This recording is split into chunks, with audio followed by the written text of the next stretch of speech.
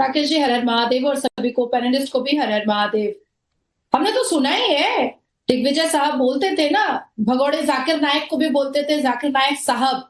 और जब उसकी इस्लामिक प्रीच होती थी और उस इस्लामिक प्रीच पर वो जिहाद की बातें किया करता था और कत्लो आम की बातें किया करता था, भगोड़ा जाकिर नायक जो अभी एड्स का मरीज हो चुका है, पूरा खानदान, उसको उसको मंच पर चढ़ करके कितना ऑनर दिया जाता था। दिग्विजय साहब तो बोलते ही थे, हाफिज सईद साहब बोला जाता था। और देखिए, दुर्भाग्य है हमारा, हम तो बहुत युवा है, मिलेनियम में आते हैं, हमारा दुर्भाग्य है कि हमारे पूर्व प्रधानमंत्री यासिन मलिक के साथ दस्तरखान शेयर किया करते थे और रेड कारपेट बिछाया जाता था। आप सोचिए, मनमोहन सिंह साहब जो हमारे पूर्व प्रधानमंत्री थे, अल्लाह उनको जन्नत नसीब करे, लेकिन वो आतंकियों के साथ बैठ करके, जिसने कश्मीर में कश्मीरी पंडितों का जेनोसाइड किया और बेनजीर भुट्टो के कहने पर मस्जिद के लाउड स्पीकर से जो अनाउंसमेंट होता था, उस पर यासिन मलिक पूरी कार्रवाई पंडितों पर करता था, कश्मीरी पंडितों पर। उसको मनमोहन सिंह साहब, हमारे पूर्व प्रधानमंत्री, लेकर बैठा करते थे दस्तरखान पर। अब दूसरी बात आती है, 2 मई 2016 को फरहाद हकीम, जो ममता बनर्जी साहिबा के सबसे करीबी, लाडले, प्यारे, दुलारे जो मंत्री हैं, मेयर है, बहुत सारी पदों के मालिक है पश्चिम बंगाल में, उन्होंने 2 मई 2016 को साफ कहा था पाकिस्तान के पत्रकार और पाकिस्तान के जर्नलिस्ट द डॉन को कि कोलकाता मिनी पाकिस्तान है। तो जब कोलकाता मिनी पाकिस्तान घोषणा हो ही चुका है, तो फिर संतों पर लाठी नहीं बरसेगा तो किस पर बरसेगा, साधुओं पर लाठी नहीं बरसेगा तो किस पर बरसेगा। ठीक ठीक जो चीज तौसीफ खान, ठीक है तौसीफ खान, एक मिनट, तौसीफ ने नहीं बोला अभी तक। तौसीफ खान, कोलकाता मिनी पाकिस्तान इसीलिए लाठी बरस गई, ये सवाल आ रहा है नाजिया की ओर से।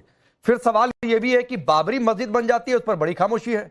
हुमायूं कबीर को 1 साल से बोल रहे थे बाबरी, कुछ नहीं हो रहा था, आखिरी समय में पार्टी से चलो सस्पेंड किया, निकाला, जो भी किया, लेकिन फिर भी खामोशी नहीं बोलते हैं, लेकिन लाठी बरसाने में तेज है।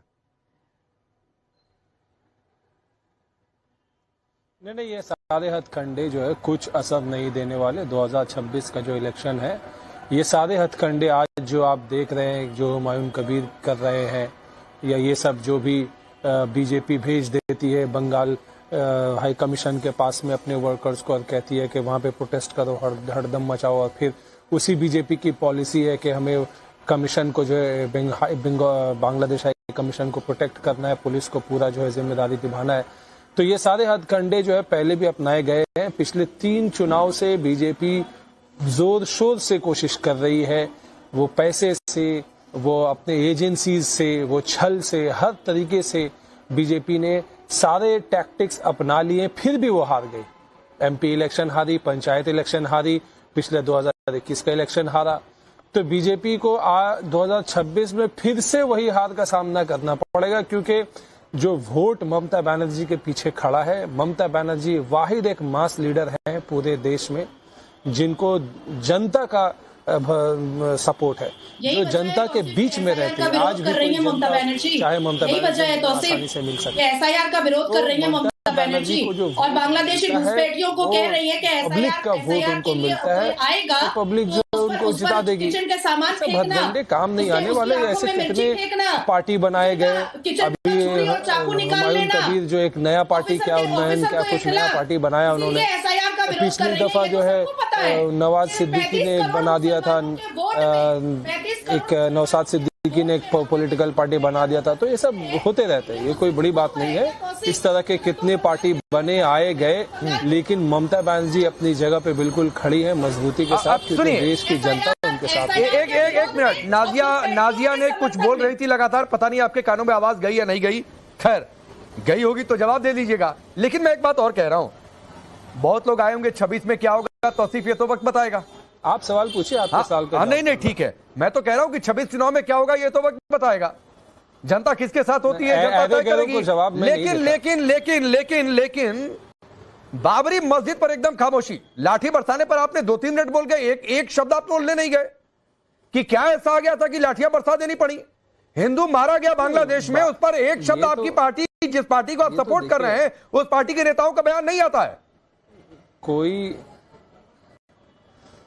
नहीं, जो देखिए, इस पे ममता बनर्जी ने शुरू से स्टैंड क्लियर रखा है कि सेंट्रल गवर्नमेंट, बीजेपी की सरकार का जो पॉलिसी रहेगा वही पॉलिसी को ममता बनर्जी सपोर्ट करेंगे।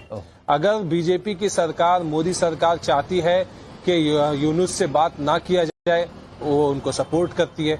ममता बनर्जी चाहती है कि भाई मोदी सरकार जो है यूनुस से बात करें, लेकिन मोदी जी की मुलाकात हुई थी कुछ महीने पहले, तो वो लोग हंस करके कुछ बातें कर रहे थे यूनुस सरकार से, मिस्टर यूनुस से। तो देखिए, जो मोदी जी का पॉलिसी है, ये फॉरेन पॉलिसी है ना, स्टेट नहीं नहीं, तो यहाँ तो केंद्र सरकार कहती है तौसीफ खान के हटाओ, घुसपैठियों को निकालो, घुसपैठी देश में रहने नहीं चाहिए, एसआईआर से घुसपैठियों को बाहर कर दिया जाएगा। तब तो आप लोग उसका विरोध करने के लिए खड़े हो जाते हैं। तब तो नहीं सोचते कि केंद्र सरकार चाह रही है कि घुसपैठियां निकाल दिए जाए तो घुसपैठियां बाहर हो जाए। कहाँ बोलिए, कहाँ घुसपैठी नहीं लाइन लगी, 10 सेकंड सीमा पर लाइन नहीं लगी। 50 से ज्यादा लाख नाम काट दिए, अब वो मृत जो लोग मर गए उनका नाम, वो तो नहीं बोल रहे कि घुसपैठियों का नाम है, क्योंकि घुसपैठियों का नाम बोलेंगे तो वो खुद फंस जाएंगे। तो बांग्लादेश की सीमा पर कौन था जो लाइन लगी थी? भाषण में कहा है, जो लाइन लगी थी तो अंदर बांग्लादेश में घुसने के लिए होम अफेयर्स ने, ये कौन थे लोग, डेटा प्रेजेंट किया है, कौन थे लोग जो लाइन लगी हुई थी? देखिए, ये अमित शाह, देखिए ये अमित शाह जी के कंट्रोल में, अमित शाह जी बॉर्डर खोलते हैं, किन लोगों के लिए खोलते हैं, क्यों अंदर बुलाते हैं, उनको क्या नागरिकता देते हैं, ये सारा जो है डिपार्टमेंट अमित शाह जी का है। अमित शाह जी आज के देश में एक home minister, part time home minister, full time de facto BJP president and forever BJP के चीफ इलेक्शन कैंपेनर और chief election strategist. Amit Shah ji एक बड़ा रोल निभा रहे हैं, उनके ऊपर में पावर है भाई, वो जो इनके टॉपिक गवर्नमेंट जी से स्टेट गवर्नमेंट का लिमिटेड रोल, अब इनको चुप कराइए, कोई पावर नहीं होता है चुप कराइए इंटरनेशनल मैटर्स में बोलने के लिए। आप ये बताइए, आपके बॉबी हकीम क्या कहते हैं कि मैं अल्पसंख्यक चाहता हूं कलकत्ता में हिंदुओं को, उसका जवाब दे दीजिए। दिग्विजय सिंह क्या कहते हैं, ये एक्शन का रिएक्शन है कांग्रेस पार्टी। राशिद अल्वी क्या बोलते हैं कि यहां मस्जिदें तोड़ी जा रही है।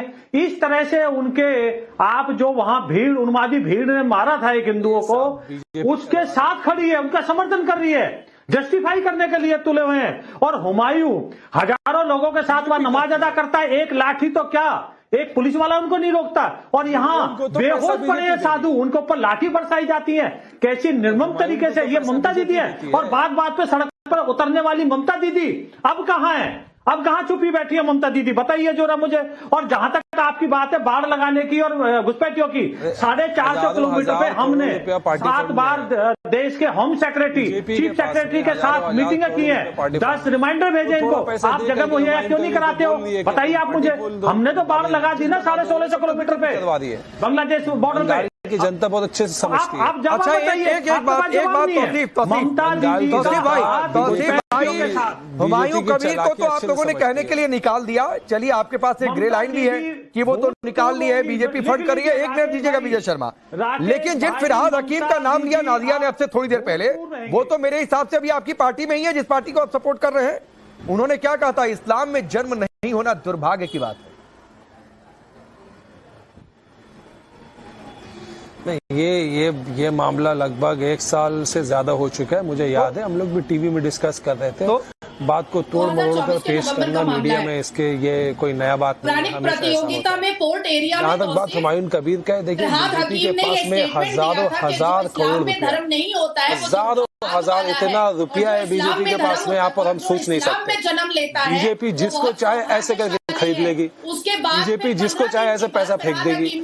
बीजेपी ने पैसा फेंक दिया, एक पॉलिटिकल पार्टी बना दो, बंगाल में एंटी बीजेपी वोट को डिवाइड कर दो, ये तो स्ट्रेटेजी, ये तो लोग समझते हैं। अंग्रेजों के जमाने में था कि फूट डालो और हुकूमत करो, यानी कि हिंदू मुस्लिम में लोगों को बांट दो और हुकूमत करो, अंग्रेजों के जमाने। और ये अंग्रेजों को चमचे, ये बीजेपी वाले, इनके खानदान क्या थे, अंग्रेजों का जूता पॉलिश क्या करते थे, अंग्रेजों की चापलूसी क्या करते थे, भगत सिंह को और सुखदेव राजगुरु इन लोगों की जो है खबर जाकर दिया करते थे। नाजिया तौसीफ मेरे हिसाब से आपको सुनकर अनसुना कर रहे हैं, आपको सुनकर शायद अनसुना कर रहे हैं, लेकिन तौसीफ भाई अगर बीजेपी को पैसा ही अगर आपके हिसाब से दे दिया तो फिरहाद हकीम को बीजेपी नहीं पैसा दे पाई, और फिर ये लाठी चार्ज कराने के लिए भी पैसा दे दिया क्या? नहीं, बीजेपी ने कहा लोगों को कि जा करके पाकिस्तानी डॉलर मिला है। हाई कमीशन के सामने तोड़फोड़ करो, वो लोग पहुंच गए। फिर बीजेपी का ही पॉलिसी है, सेंट्रल गवर्नमेंट का पॉलिसी है, स्टेट गवर्नमेंट को मानना होगा कि जो हाई कमीशन है उसको पूरा प्रोटेक्शन देना है, तो वहां पे प्रोटेक्शन देना है। ये एक पिक्चर बनाना था। हम हुमायूं कबीर की बात कर रहे स्टेट हैं। गवर्नमेंट का चीफ मिनिस्टर का रोल बहुत कम होता है। ये इंटरनेशनल मैटर में, फॉरेन अफेयर्स में, फॉरेन पॉलिसी में सेंट्रल गवर्नमेंट का रोल होता है। आज सवाल जो है सेंट्रल गवर्नमेंट से होनी चाहिए, मिस्टर मोदी से होनी चाहिए, मिस्टर अमित शाह से होनी चाहिए। आपकी सरकार ने अगर हम वो चाहे, देखिए वहाँ पे स्टूडेंट लीडर को मरवा देना कोई मसले का हल नहीं है मेरे समझ से, लेकिन मोदी जी जो ठीक समझे,